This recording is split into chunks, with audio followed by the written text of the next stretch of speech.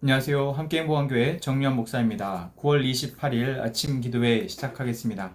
출애굽기 22장 1절에서 15절의 말씀입니다. 어떤 사람이 소나 양을 도둑질하여 그것을 잡거나 팔면 그는 소 한 마리에는 소 5마리로 양 한 마리에는 양 4마리로 갚아야 한다. 밤에 도둑이 몰래 들어온 것을 알고서 그를 때려서 죽였을 경우에는 죽인 사람에게 살인죄가 없다. 그러나 해가 뜬 다음에 이런 일이 생기면 그에게 살인죄가 있다. 훔친 것은 반드시 물어내야 한다. 그가 가진 것이 아무것도 없으면 자기 몸을 종으로 팔아서라도 훔친 것은 물어내야 한다. 그가 도둑질한 짐승이 소든지 낙이든지 양이든지 아직 산 채로 그의 손에 있으면 그는 그것을 2갑절로 물어주어야 한다. 어떤 사람이 밭이나 포도원에서 집짐승을 풀어놓아서 풀을 뜯게 하다가 이 집짐승이 남의 밭의 농작물을 모두 뜯어먹었으면 그는 자기 밭의 가장 좋은 소출과 자기 포도원의 가장 좋은 소출로 그것을 물어주어야 한다. 불이 나서 가시덤불로 옮겨 붙어서 남의 낯가리나 거두지 않은 곡식이나 밭을 태웠으면 불을 놓은 사람은 그것을 반드시 물어주어야 한다. 어떤 사람이 그 이웃에게 돈이나 물품을 보관하여 달라고 맡겼는데 그 맡은 집에 도둑이 들었을 때에 그 도둑이 잡히면 도둑이 그것을 갑절로 물어내야 한다. 그러나 도둑이 잡히지 않으면 그 집 주인이 하나님 앞으로 나아가서 그 이웃의 물건에 손을 댔는지 안 댔는지를 판결받아야 한다. 소든지 낙이든지 양이든지 의복이든지 그 밖에 어떤 분실물이든지 그것을 서로 자기 것이라고 주장하는 사건이 생기면 양쪽 다 하나님 앞으로 나아가야 하며 하나님께 유죄 판결을 받은 사람은 그 상대방에게 갑절로 물어주어야 한다. 어떤 사람이 그 이웃에게 낙이든지 소든지 양이든지 그 밖에 어떤 집짐승이든지 무엇이든지 지켜달라고 맡겼는데 그것이 죽거나 다치거나 아무도 모르게 없어졌으면 그것을 맡은 사람이 이웃의 짐승을 가로채지 않았음을 주 앞에서 맹세함으로써 둘의 옳고 그름을 가려야 한다. 이 경우에 그 임자가 맹세를 받아들이면 그는 물어내지 않아도 된다. 그러나 도둑 맞은 것이 확실하면 그는 그 임자에게 도둑 맞은 것을 물어주어야 한다. 그것이 맹수에게 찢겨서 죽었으면 그 증거물을 가져다 주어야 하는데 이 경우에 그는 그 찢겨서 죽은 것을 물어주지 않아도 된다. 어떤 사람이 그 이웃에게서 짐승을 빌려왔는데 그것이 다치거나 죽었을 때에 그 임자가 그 자리에 함께 있지 않았으면 그는 반드시 물어주어야 한다. 그러나 그 임자가 그 자리에 함께 있었으면 그는 그 짐승을 물어주지 않아도 된다. 그 짐승이 세를 낸 것이면 그 쇳돈을 계산해 주어야 한다. 아멘. 어제에 이어서 여러 가지 어떤 사회 가운데 발생할 수 있는 문제에 대한 하나님의 법을 우리는 살펴보고 있습니다. 오늘은 구체적으로 어떤 손해에 대한 배상에 관한 법입니다. 그래서 소나 양을 도둑질한다거나 또 어떤 분실한다거나 어떤 상대방의 재산에 해를 입혔을 때 그것에 대해서 배상하는 법을 우리는 오늘 말씀을 통해서 봤는데 여기에 핵심은 무엇입니까? 손해를 끼쳤으면 그것의 2배를 물어주어야 한다라는 것입니다. 첫 번째 핵심이죠. 결국 누군가의 것을 탐을 내어서 도둑질하거나 손해를 끼쳤을 때 그것의 2배를 물어줘야 한다라는 어떤 법은 그런 욕심을, 그런 탐심을 사전에 갖지 않도록 하기 위한 어떤 방지 차원의 법입니다. 하나님은 우리에게 우리의 공급자가 하나님이심을 계속해서 주지시키고 계십니다. 이스라엘 백성들이 광야 가운데 있을 때도 내가 너희들이 먹을 것을 책임진다. 내가 너희를 공급한다. 너희는 내 안에서 안식할 수 있으며 내 안에서 너희는 안전하다 라는 것들을 계속 보여주셨고 그것들을 이스라엘 백성들은 경험했죠. 그런데 인간은 내가 먹고 살만해지면, 그러니까 먹을 것이 없을 때는 먹을 것을 구하지만 내가 이제 먹을 것을 안정적으로 구하게 되면 또 다른 것들을 욕심을 내는 게 어떻게 보면 우리의 본능이지 않을까 싶습니다. 이게 바로 우리 안에 죄의 본성인 탐심이 발현되어질 때 나타나는 증상이죠. 그래서 남보다 조금 더 많은 것을 갖기를 원하고 남보다 조금 더 좋은 집에, 남보다 조금 더 높은 자리에 올라가기를 원하는 것이 인간의 어떤 죄의 본성이다라고 할 때 하나님은 그것에 대해서 방지책으로 그러한 욕심을 내었을 때, 그러한 욕심을 통해서 누군가에게 해를 끼쳤을 때 2배로 갑절로 갚도록 하면서 그러한 욕심을 사전에 미연에 방지하려고 이런 법을 말씀하고 계시는 것입니다. 두 번째 또 핵심은, 오늘 말씀에서 핵심은 사실 우리 이것이 분명하게 누가 공이 있고 과가 있는지를 드러난다면, 그러니까 누군가가 도둑질한 것이 확실하고 하다면야 바로 심판할 수 있지만, 누가 훔쳐갔는지 알 수 없을 때, 또는 오늘 말씀에 나온 것처럼 물건을 맡겼는데 그 물건을 맡은 사람이 그 물건을 분실했다고 했을 때, 사실 이런 상황이 됐을 때는 이것이 이 사람이 훔친 것인지 또는 아니면 정말 분실한 것인지 알 수 없는 상황, 이런 어떤 책임 소재가 불분명한 상황이 됐을 때 하나님은 뭐라고 말씀하십니까? 하나님 앞으로 나와서 심판하라 라고 얘기하고 계십니다. 책임 소재가 불분명할 때, 그러니까 사람의 어떤 그 판단을 확실하게 내릴 수 없는 상황이 됐을 때는 너희들이 다 같이 하나님 앞에 나와서 맹세해라. 내가 절대 하나님 앞에 나는 그런 도둑질 하지 않았습니다. 단순히 나는 잃어버린 것입니다. 분실한 것입니다. 여기에 있어서 나의 어떤 책임, 고의적인 어떤 과실이 없습니다라는 것을 하나님 앞에 나와서 맹세하라 라고 얘기하고 있습니다. 자, 이것은 무엇입니까?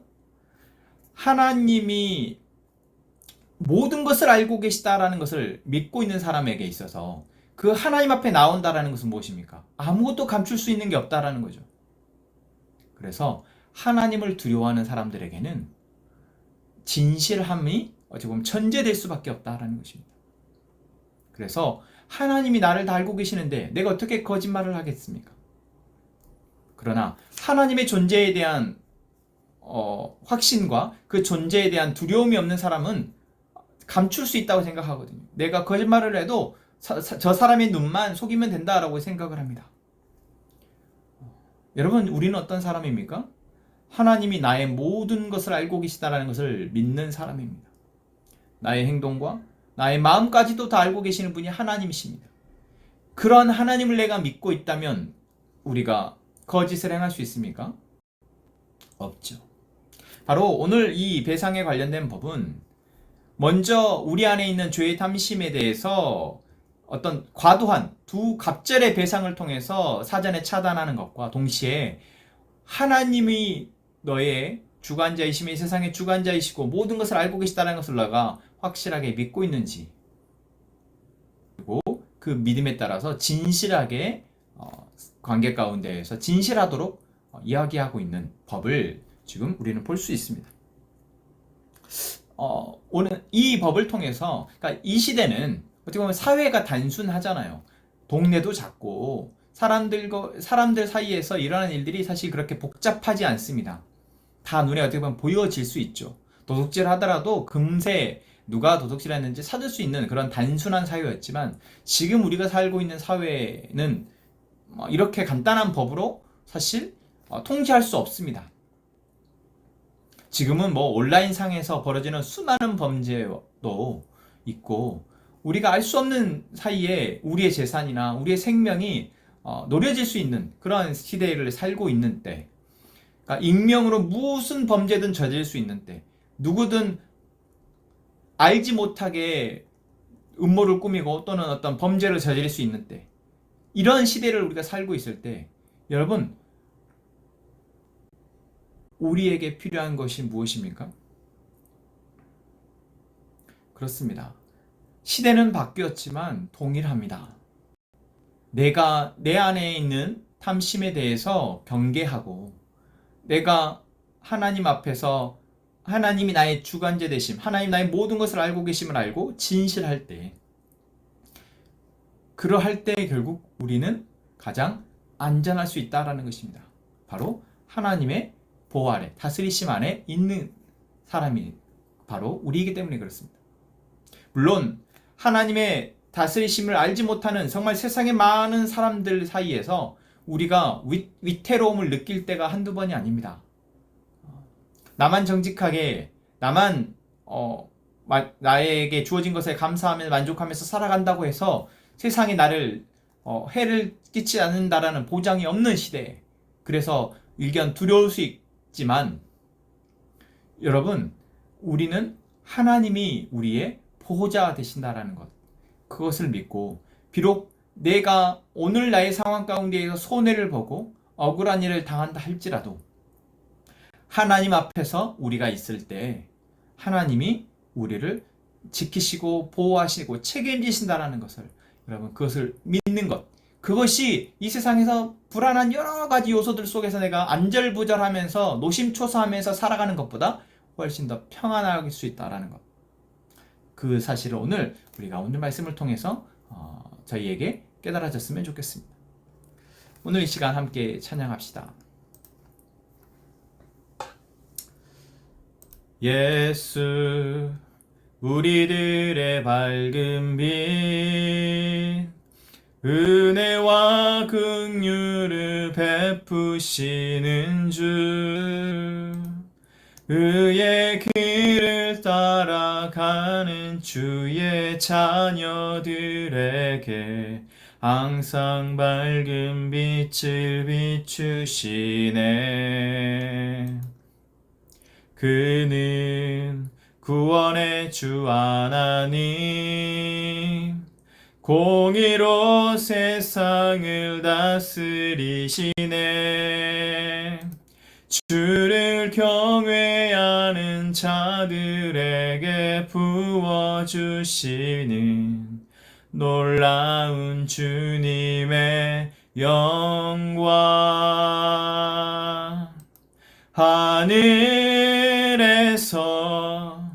찬란하게 빛나는 주의 영광, 이 땅에 오셨네.